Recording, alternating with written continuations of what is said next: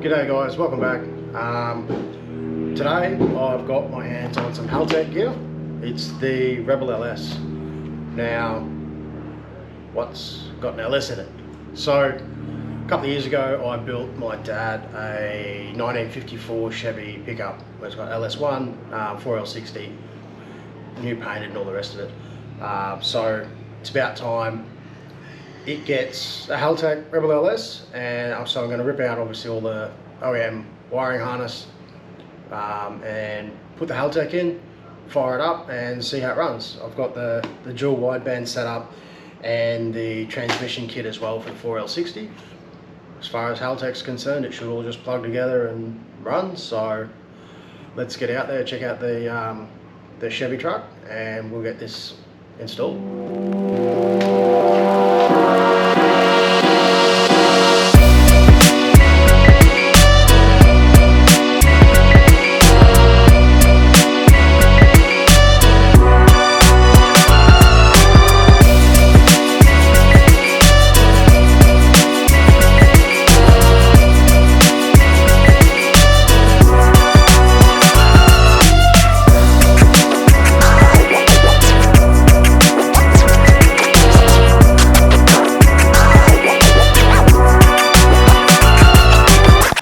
Now, I haven't even opened these yet, so let's check out what's in here. This is the Nexus transmission harness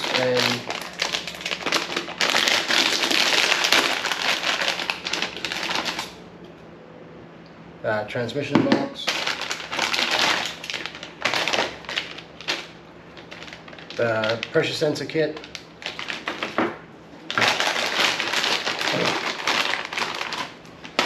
and then the wiring harness, obviously.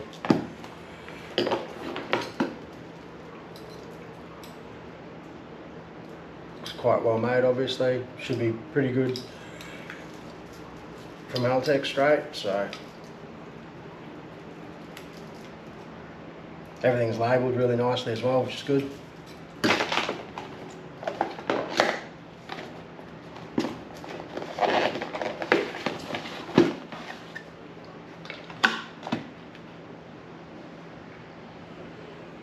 Dual wideband. I've only got the single kit because the LS harness has a wideband in it already, so I just wanted the additional wideband.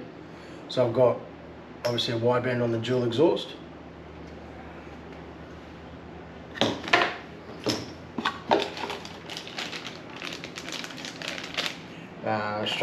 Plug straight in the can, which is good.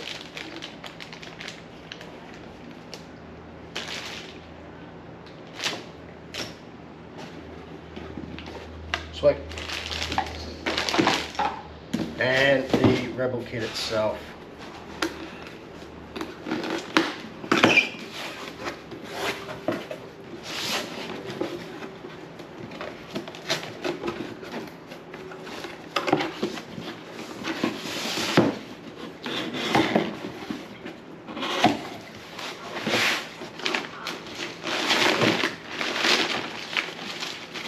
Comes with a drawstring bag.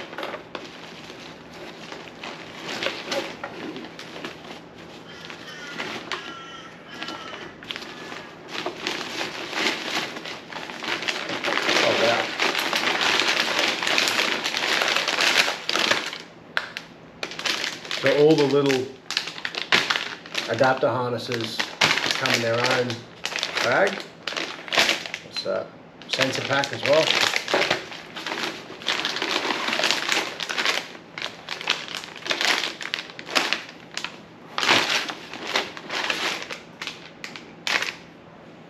Alternator harness, transmission harness if you're using a T56, but we're obviously not doing that.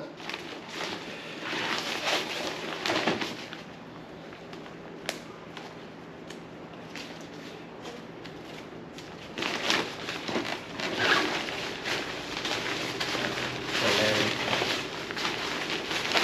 the main wiring harness.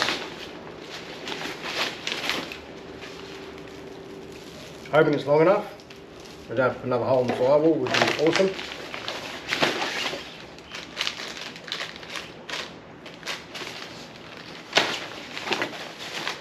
That's that.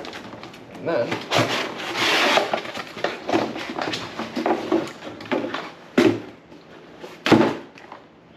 brains of the operation.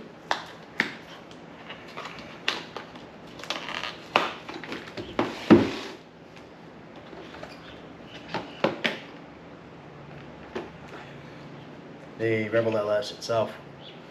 So, set up over in the garage. We'll start pulling out what we have to get this in, and probably time lapse the install sort of thing, or catch back up once it's in and see where we are. Cool. Let's get to it. Right. The seat's out, ECU's under the seat there. Goes straight down through the floor, which is good. Hopefully should be easy access. So I'm going to get this up on jack stands so I can get underneath it, obviously, and then we'll start pulling out the harness. So ECU's out and disconnected. I've taken the center panel out so I can see the wiring harness that much easier, and obviously then runs up into the engine bay. I've taken the rocker covers off and started disconnecting some wiring. I've got to take the starter out so I can get the crank angle sensor plug off, but otherwise it should be fairly straightforward, I'm hoping. And then I'll lay out the Haltech harness and start plugging things in and pull it back in through the firewall. Let's crack on. So now I'm going to lay out the Haltech wiring harness, run it all back through. Hopefully it all connects together and whatnot, but we'll run that in and we'll see where we're at after that. Alright, back at it. I'm so damn close. Haltech's in, all the wiring's done. I've tied it up a little bit and gone for a first start. It did fire up pretty much straight away. Some moron left the spark plugs disconnected from the coils. So now that's sorted, it fires up, it's all good. Got a couple more wiring things to do, the speedo and the tacho out to the cluster, and I'll tidy up all the wiring, trim off all the zip ties and whatnot, and I'm going to do a transmission oil change and filter as well. So we'll get onto that, hopefully get it down this afternoon and be able to put it on the street. Let's get back to it.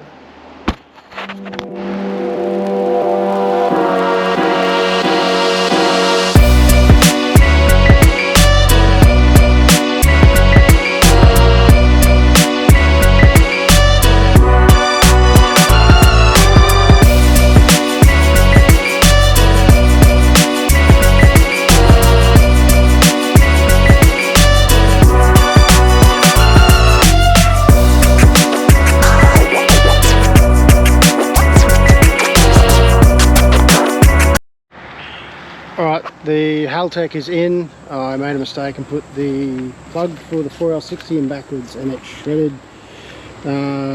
first and second gear. So let's have a fresh rebuild. So now we are ready to start the car. We'll get up on a trailer, probably head to Dyno Link in Townsville sometime soon and get this on the dyno, finish tuning it. But in the meantime,